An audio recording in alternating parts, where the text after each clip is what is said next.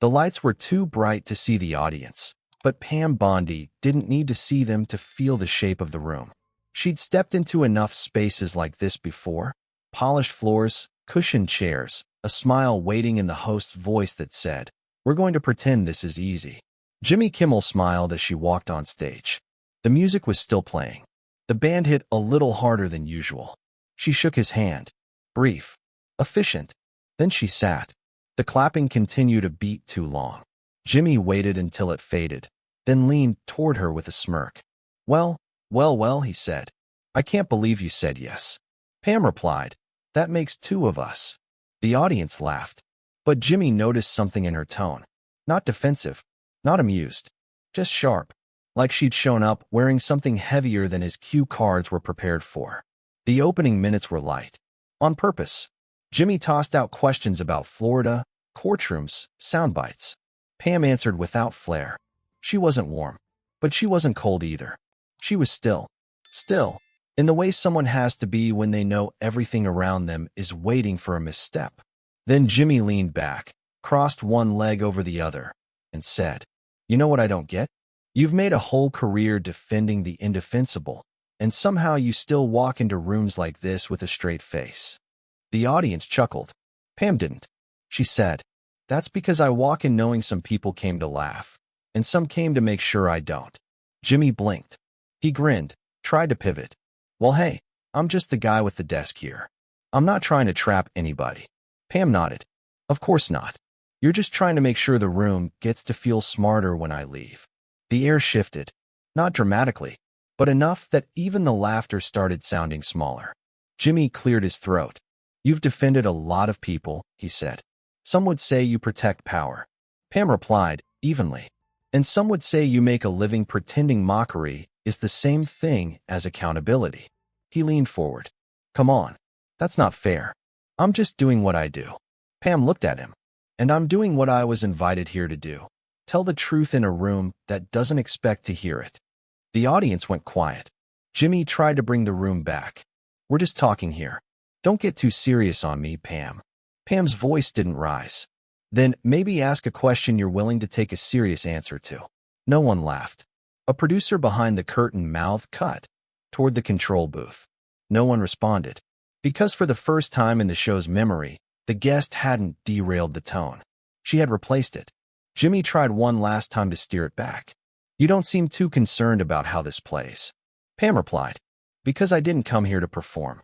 I came here to remain whole." Jimmy Kimmel leaned back in his chair. The card in his hand had the next question printed in bold. A joke about hypocrisy. A quick one-liner about political doublespeak. But suddenly it felt like a card from the wrong deck. Pam Bondi sat motionless. She wasn't smiling. She wasn't combative. She was just waiting.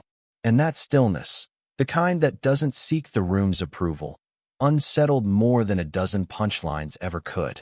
Jimmy looked down at his card, then set it aside. "All right," he said, "forget the script." A few people in the audience chuckled nervously. Pam didn't move. Jimmy continued, "You've been called a shield for power. You've been called a strategist for the indefensible. You've even been called, I think, the last calm voice at the wrong table. What do you call yourself?" Pam looked at him and said, "I call myself someone who shows up where she's not welcome and refuses to ask for the lighting to be changed." The audience went quiet again. This wasn't going how they'd expected. No stumbles, no emotion, no easy target. Just a woman calmly refusing to turn herself into content. Jimmy tried again. "You know, most people who come on this show, even the ones I disagree with, they try to win the room a little. They crack a smile, throw a jab. You haven't done any of that." Pam didn't blink. "Because I didn't come here to be softened. I came here to be unedited." Jimmy let out a small laugh. Not disrespectful, just surprised. "You don't give an inch, do you?" Pam replied. "You don't ask for one from your guests, unless they're pretending not to mind how small you make them." Jimmy sat back. He had nothing left to soften her with. So he asked the one question he hadn't planned.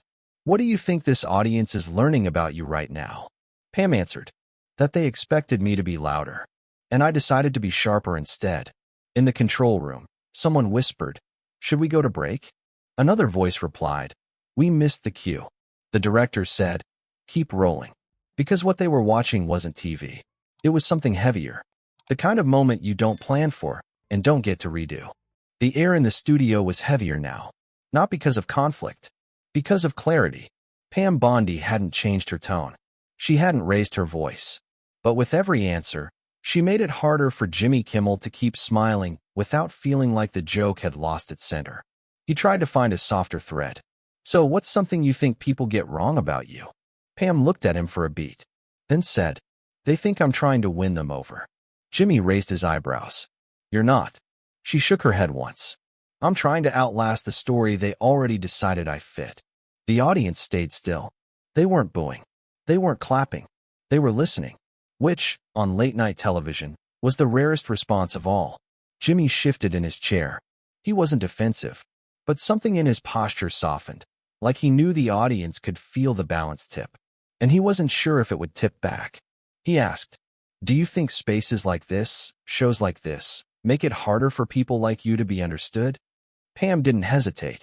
No, I think they make it easier for people like you to feel safe while asking questions they already know the answers to.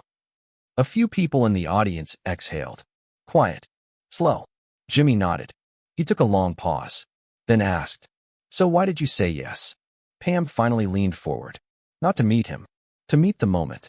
Because sometimes the most disruptive thing you can do is sit exactly where they expect to laugh at you and never give them the release. Silence. Long. Unbroken.